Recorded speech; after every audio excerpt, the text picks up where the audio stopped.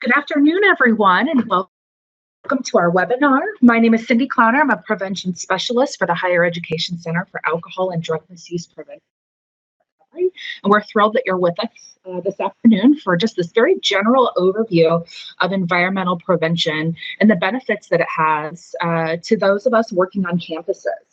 So before we get started, just some really quick introduction to what do you need to do if you have any questions throughout the webinar. We'd love for you to send your questions through the chat feature, and we'll receive those and answer them at the end of our session today. So just to get started, for those of you who may not be familiar with the Higher Education Center and who we are a national center working to address alcohol and drug misuse prevention and recovery on college campuses, and we're funded primarily through the Conrad Hilton Foundation, and we're located here at Ohio State University. It's a collaborative between the College of Social Work, the College of Pharmacy, and the Office of Student Life. And we're really thrilled to support the collegiate recovery community here at Ohio State.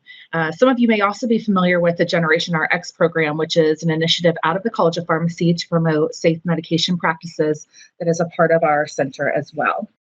So with that, we're going to dive right in. Those of you who have been in the prevention field for a while are probably pretty familiar with a commonly told parable that really illustrates the need for environmental prevention. Those of you who may not be familiar with it, we're going to share it with you now. So there's a story of a man and a woman fishing downstream, and as they're fishing, they see a person coming down the river struggling for life, and the fishermen, they pull this person out of the water. And they continue fishing. But this happens again and again over the course of the day, and they see more and more people that have to be rescued. And eventually, these fisher folk get tired of constantly pulling people out of the river. So they think, well, we really need to go upstream and find out why all of these people are falling into the river. So when they go upstream, they see that lots of people are drawn to the edge to look over the river, but there's no barrier to protect people from falling in. So the fisherfolk go to the community leaders and report that there's a problem with the number of people who have fallen into the river because there's nothing at the top of the cliff to keep them safe. So community leaders decide to build a wall behind which people may safely view the water. Some may still fall in the river, but far fewer people are in need of assistance. And that's really what environmental prevention in our session today is all about, moving upstream. So rather than rescuing people who have fallen into the river already, we want to try and prevent people from falling into the river to begin with. We want to make changes to the environment to prevent those people from experiencing negative consequences when we're talking in the context of alcohol and drug prevention.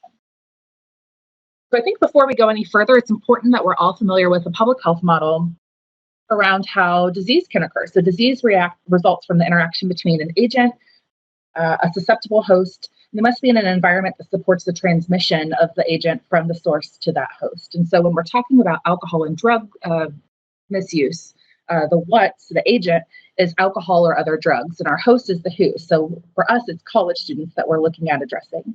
And our environment is the where, and that can be our physical factors in our environment as well as socioeconomic and cultural factors.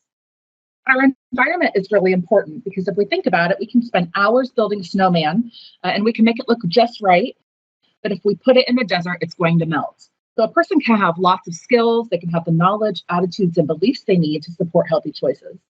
But if they're in an environment that doesn't support those same choices, it'll be significantly harder for them to make them. So we want people to succeed and be healthy, and we want to ensure the environment in which they live supports those choices. So that's why environmental prevention is so important. So when I'm talking about environmental prevention today, I'm referring to prevention strategies that are aimed at changing or influencing the conditions of our community, standards, institutions, structures, systems, and policies. And like I mentioned earlier, environment can be physical, like the number of alcohol establishments around a person. It can be social, such as the attitudes and behaviors of the people that surround a person, as well as the cultural norms of what is considered acceptable use. So the idea is if we can change the environment to support low-risk alcohol use, we will reduce the number of alcohol-related problems that experiences. And this can be true for other substances as well. I think it's also important for us to touch base about the prevention paradox. So a national survey data shows that the bulk of drinking-related harms reported by college students happen to drinkers who consume at non-extreme levels, the group some might consider to be less than high risk. And while a given individual's risk for experiencing harms increases with consumption, most drinkers do not consume extreme amounts of alcohol. These extreme heaviest drinkers are at greatest risk for alcohol-related problems. However, because their number is relatively few, they generate proportionally small amounts of all drinking harms. Nevertheless, the risk for alcohol-related problems is not zero among lower-level college drinkers, and even non-drinkers experience secondhand problems related to drinking. Because lower-level drinkers are more numerous, they account for the majority of the harms, and this is what is known as the prevention paradox. So the prevention paradox for prevention strategy suggests that we moderate consumption among the majority, and we can do that using environmental approaches, which may result in substantial benefits to the community, but relatively small gains to a specific individual. So the goal with environmental prevention is to push the average to the line. In terms of alcohol, it's to reduce the average number of drinks consumed. We know that environmental prevention is effective because there's a significant amount of research around the efficacy of it. When we look at increasing alcohol availability, we see an increase in alcohol consumption, which then is followed by an increase in alcohol-related problems. So we see the same with drugs. So our goal, part of our goal with environmental prevention is to reduce access and availability, thereby reducing consumption and related problems. And when we talk about prevention on our campus, we usually think about prevention in two categories: individual level prevention and environmental level prevention. So this just takes a look at some of the differences between the two. You probably can think of lots of ways that your campus is engaging in individual level prevention. Perhaps you have peer educators on your campus. Maybe you're doing the basics program. So there's lots of strategies that are focused on one-on-one or in small group behavior change. And the focus with individual prevention is around the relationship between an individual and their alcohol-related problems. Again, we're looking at building skills, knowledge, and changing attitudes. And we view the individual as the audience for receiving that strategy. When we talk about environmental prevention, though, we're really focused on policy and policy change and the social, political, and economic context of alcohol-related. It's a long-term approach, so it may take a long time to implement some of those environmental strategies, but once they're implemented, they tend to be effective for a long time as well. And we look at the individual as an advocate rather as receiving the direct service.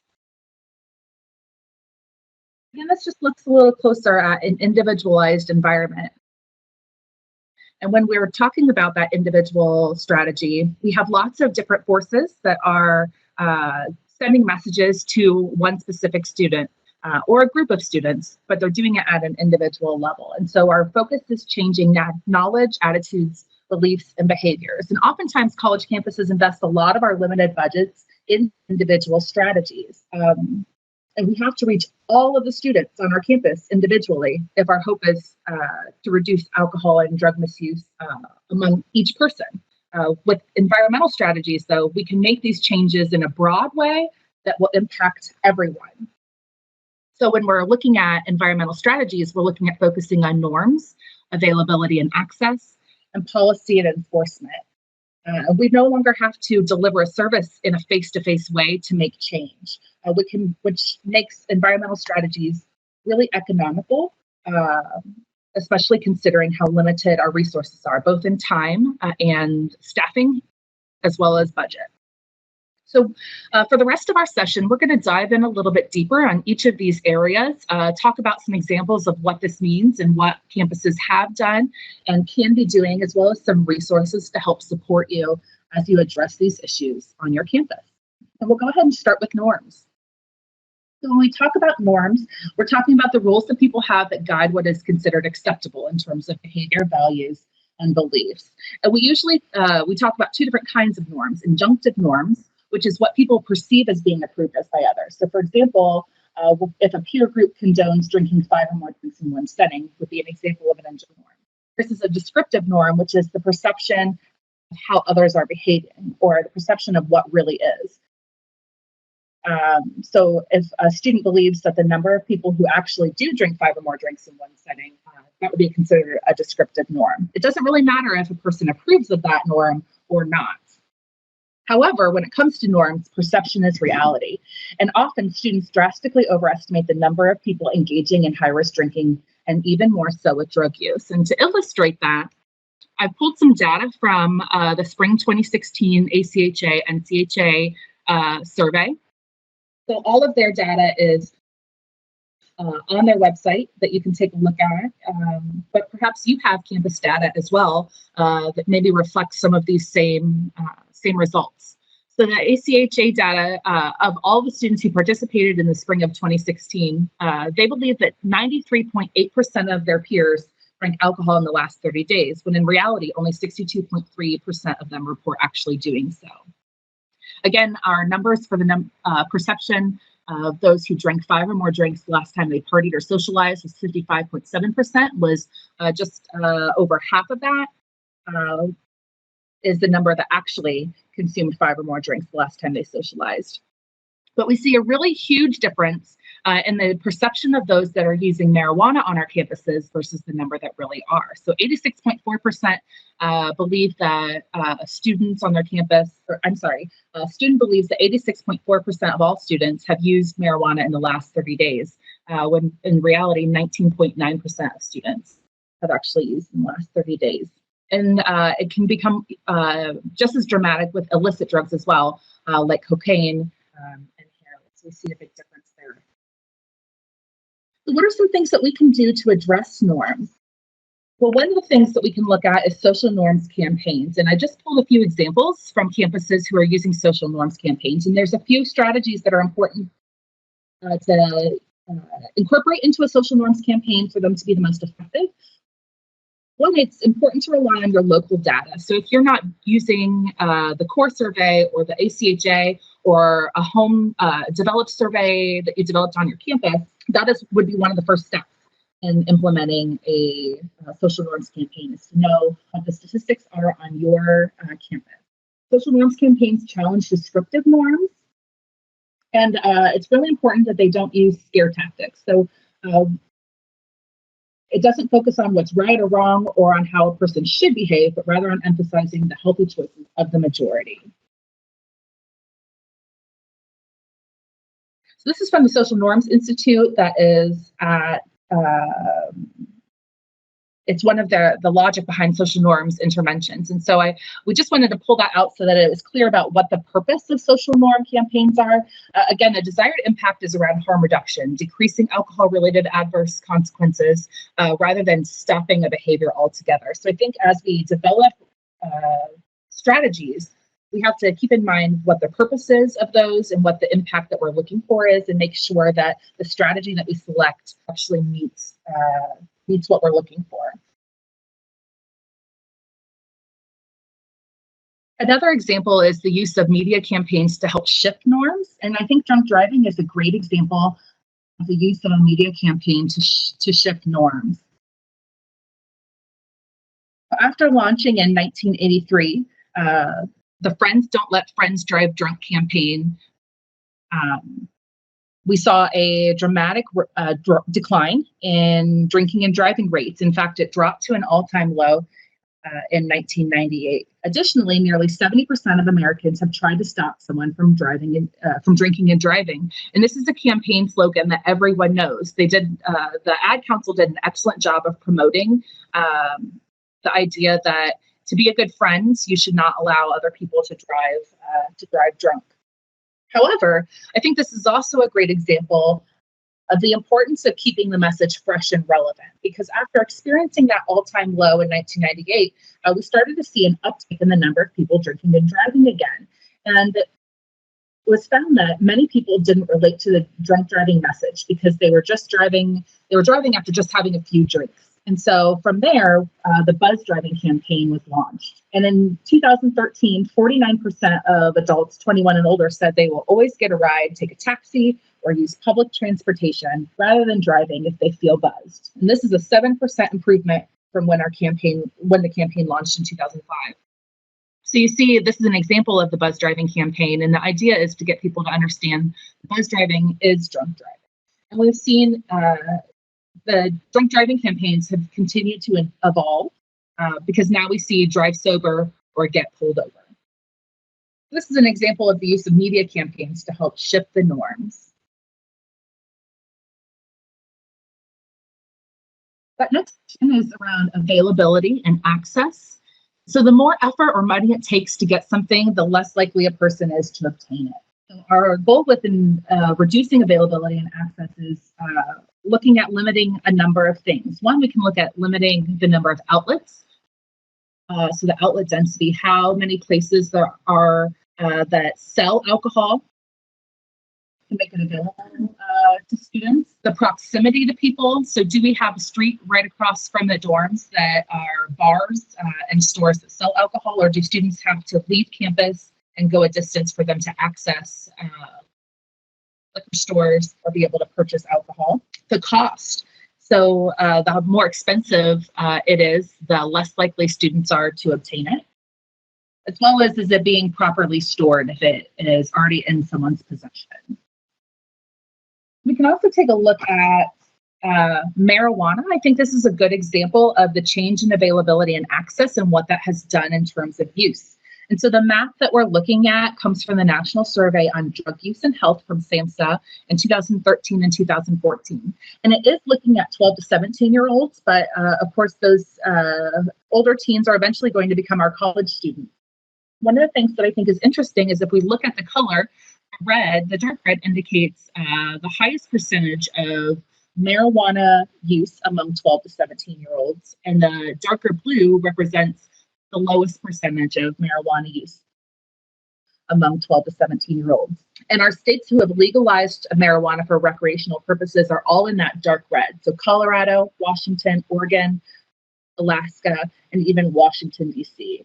When we look at states known for medical marijuana use, there's only 5 states that have legalized marijuana for medicinal use who are not in a red shade. And that's Illinois, Hawaii, Texas, which has legalized it for epilepsy. They've legalized the CBD oil.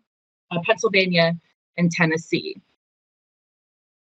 So it'll be interesting to see where, as states' laws change, because we know there's a number of states on the ballot who are looking at moving from legalized marijuana for medicinal purposes only to legalizing for recreational use, as well as a number of states who are looking at legalizing for medicinal purposes who are currently illegal for all use. Here in Ohio, we just, as of September, legalized medicinal marijuana. We have a number of hoops to jump through before it is actually being sold in Ohio, but it'll be interesting for us to keep an eye on the direction our state goes and if it follows the trends of states around the country. So what can we do to address availability and access? There's a few strategies that we can implement. One is the restriction on the hours of alcohol sales. So for example, there may be some of you that are in states that or jurisdictions that don't allow sales on Sundays or don't allow sales until after a certain time in the day. So if we can maintain those restrictions, that can be an effective way of reducing availability and access. Prohibiting alcohol use and sales at sporting events, limiting the number and density of alcohol establishments, as well as responsible beverage service training laws.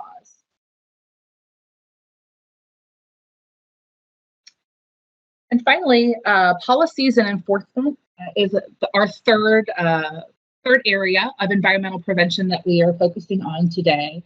When we talk about policy and enforcement, we're talking about creating clear and consistent rules addressing the sale, possession, provision, and use of alcohol and other drugs. And I think it really emphasizes the importance of a strong partnership with law enforcement and campus administration, because we can have lots of policies for lots of things, and they can be really good policies. But if we're not enforcing those policies consistent, we might as well not have them at all. So here's just a few examples of some policies that we might have at the campus level as well as at the community level that can help reduce high-risk alcohol use. The first is increasing alcohol tax. And of course, this is a state level policy rather than a community level policy, but it's one that can be very effective. And we're going to look at a case study in a minute about the efficacy of that. Social host and nuisance party ordinances can be helpful in reducing high-risk drinking, as well as the use of zoning ordinances. And there's a number of campus-based policies and practices that campuses can explore implementing as part of a comprehensive prevention strategy. Substance-free housing, alternative use events, registering parties, mandatory Friday classes, and parental notification. And I think it's important to mention that all of these, it's true for all of these things, that if we just choose one to implement, we're not going to see the change that we're looking for. Prevention strategies are best implemented in a comprehensive way, using both those individual strategies as well as environmental strategies. So let's take a look at that alcohol tax case study that I had mentioned. So Maryland increased their state alcohol excise tax from 6% to 9%. And after doing that, they saw a reduction in overall alcohol sales by 4%. But I think one of the things that is most interesting is after they did that, they also saw a 24% reduction in gonorrhea rates, and they attributed that to the tax change.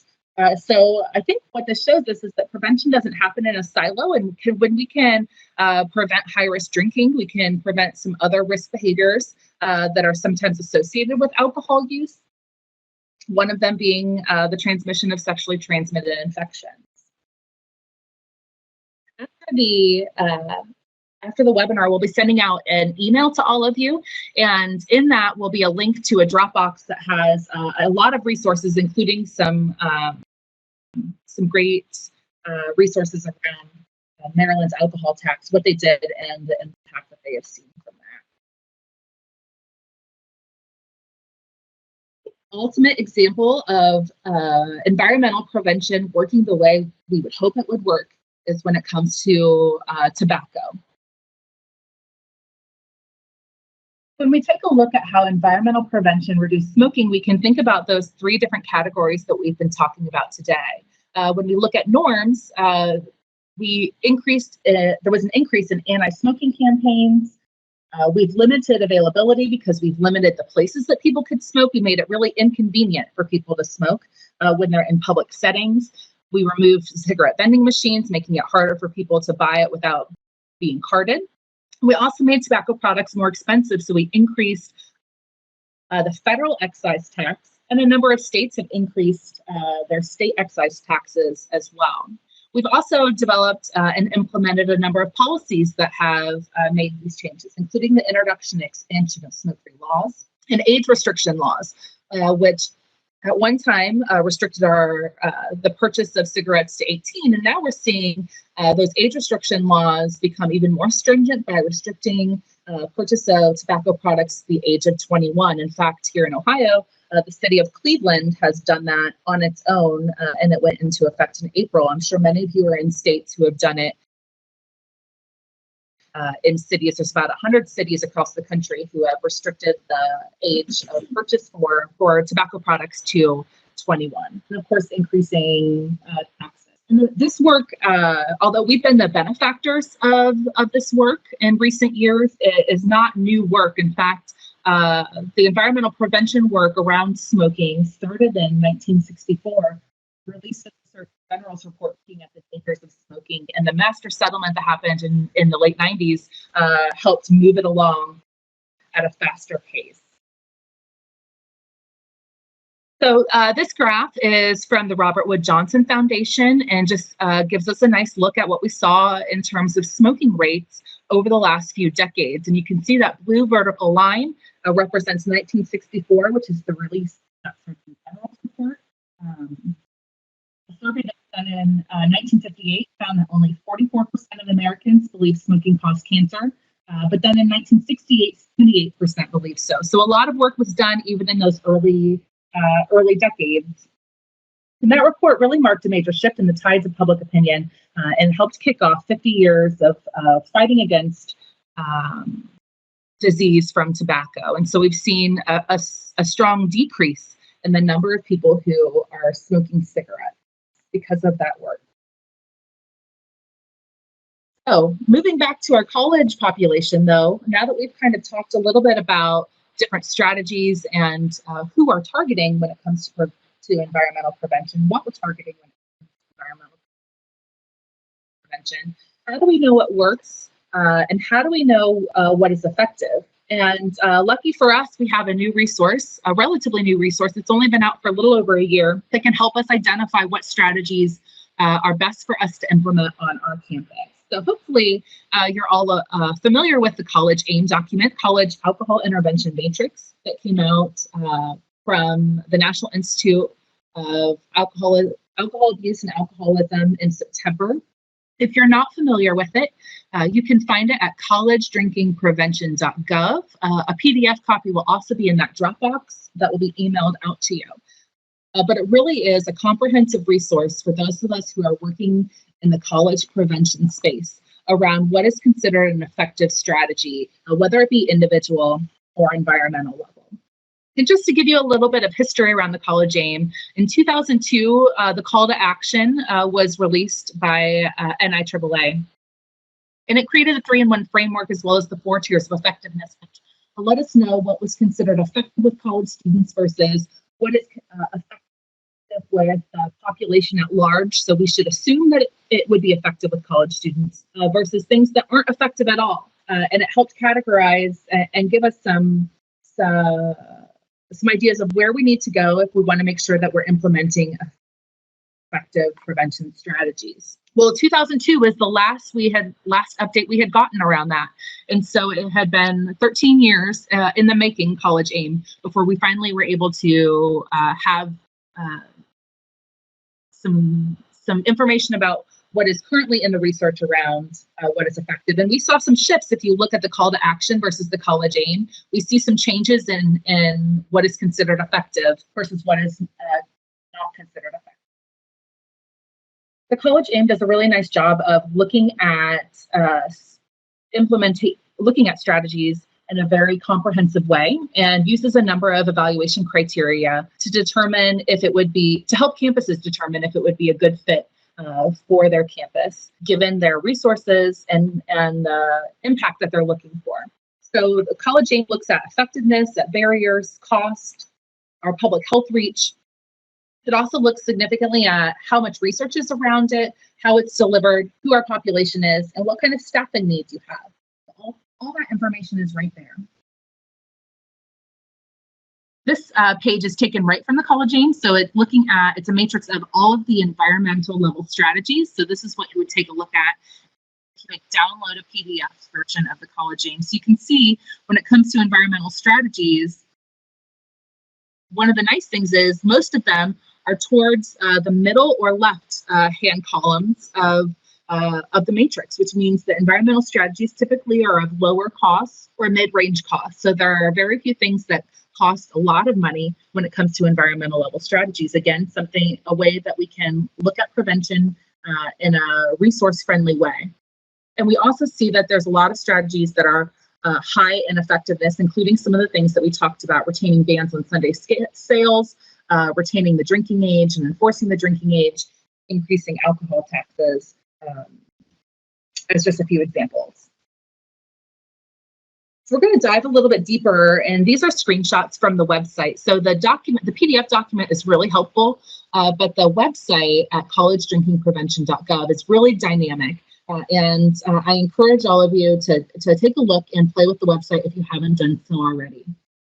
So if you select environmental level strategies, you have the ability to identify which strategies you want to learn more about. And so in this case, we're learning more about the restriction of happy hours and price promotions.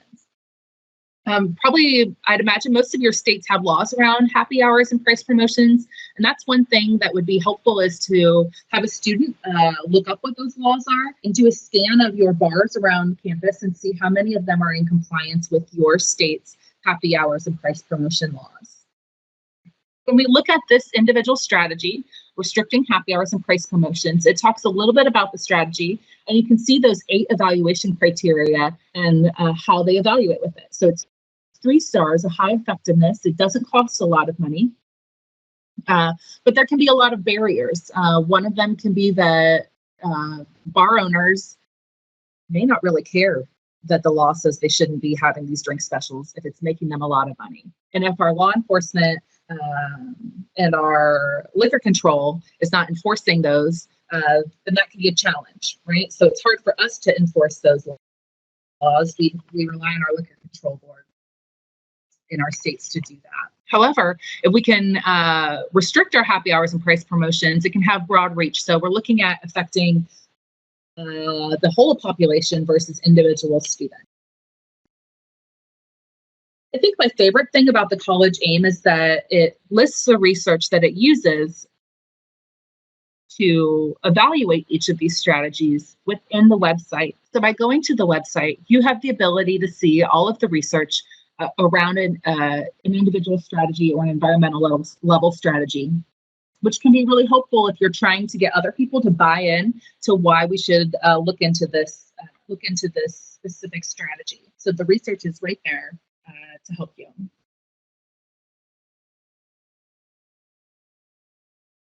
We're going to look at some of the strategies that we've talked about today and kind of where they happen at, because some of them that we've talked about, of course, are state level strategies. And although it's not impossible to impact state policy, it can make it challenging if you're not working as part of a coalition of campuses or within a greater body. However, there's lots of community level strategies that your campus can work with your community to make a difference and help reduce high-risk drinking. So when we talk about retaining the drinking age, of course, that's a state level strategy, as well as increasing alcohol tax. Again, statewide strategy. But when we talk about restricting alcohol density, retail outlet density, that's a community level strategy. The restrictions around happy hours and price promotions can happen at the community level, as well as the campus level, if your campus has an outlet on campus in which they're serving alcohol.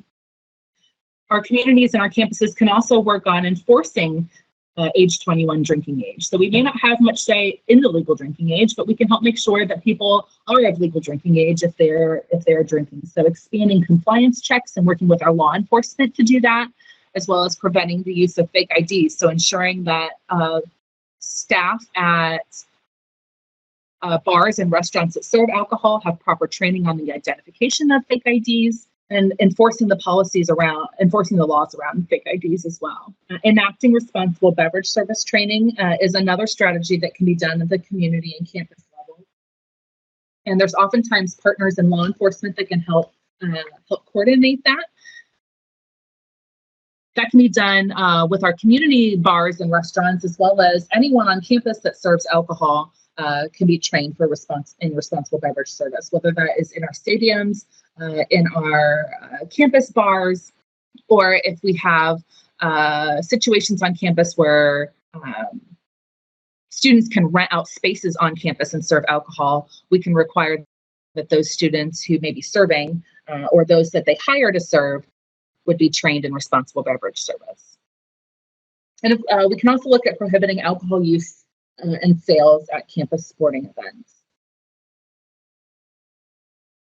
Again, teamwork makes the dream work when it comes to environmental prevention. It's so important that we engage community partners, or if you're on our webinar as part of working in the community, that you're engaged with the campus. So when we talk about changing the environment, remember that the campus is only one part of a student's environment, even those that live on campus. So all students find a way into the community. And when we're trying to change the environment around a student, we'd be short-sighted to only think about the campus. So when we think about campus and community partners, we've already talked about a number of them. Of course, within the community, law enforcement is an excellent partner. One of a great partner to have, if we can get them on board, is our bar owners and our restaurant owners and other business owners within the community, especially those that are directly around campus. So working to engage them is really important.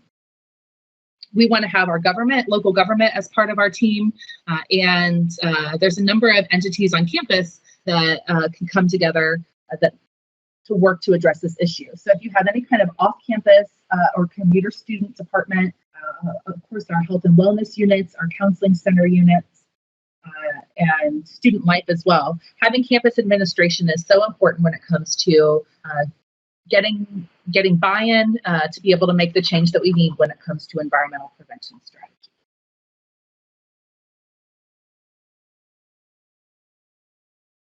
So with that, let's talk a little bit about some next steps. Well, Some of you may already have be a part of really established community and campus coalitions or task force around alcohol, or maybe it's just a piece of work that you do as part of a campus community coalition.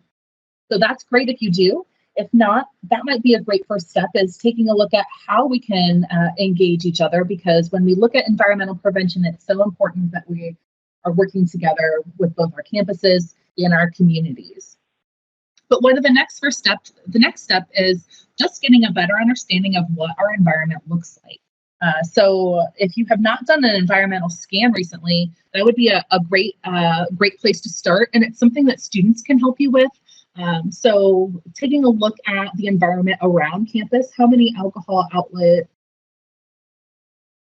are there? What do their happy hours look like? What is the policies around alcohol and drugs on the campus? What kind of ordinances do our campus, ordinances and laws does the community have around alcohol and other drugs? And it's important that we understand the problem if we want to figure out what would be the best solution to it.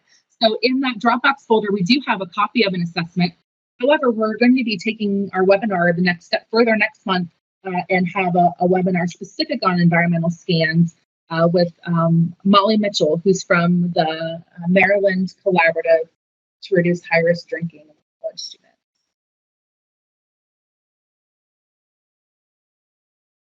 I think one of the big benefits about environmental prevention is that you don't have to have any kind of school training or education to implement it. So it's a really great opportunity to engage those student volunteers or your peer educators who may be working in your office. So we want you to save the date for our next webinar around environmental prevention. Like I mentioned, Molly Mitchell from Maryland from Johns Hopkins will be sharing with us environmental scans as tools for reducing excessive college drinking on November 30th. At 2 o'clock, we'll be opening up registration for that in the next couple of weeks. And it'll be a great opportunity to kind of take what we've learned here and move it forward just a little bit and find some steps that we can do on our campus to get started with implementing environmental prevention. It's not something that we're focused on now. And with that, if you have any questions, we'll take those. Now.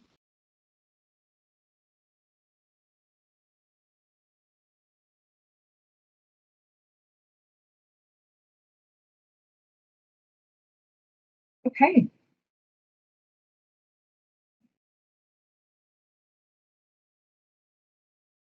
Well, we want to thank you for our quick rundown of Environmental Prevention 101. We hope that it was helpful to those of you who are new to the field. I'm sure it was a review to those of you who have been in the field for a while. We really think environmental prevention is an important component that we should be implementing as part of our plan for addressing high-risk drinking on our college campuses. And the Higher Education Center is here to help support you and provide assistance if you need so. We encourage you to reach out to us at hecaod@osu.edu or visit our website, hecaod.osu.edu. We'll be following up with an evaluation email as well as a Dropbox folder with some additional resources that we think will be helpful to you. And if you have any questions, feel free to email me at clowner.2@osu.edu. Thank you so much.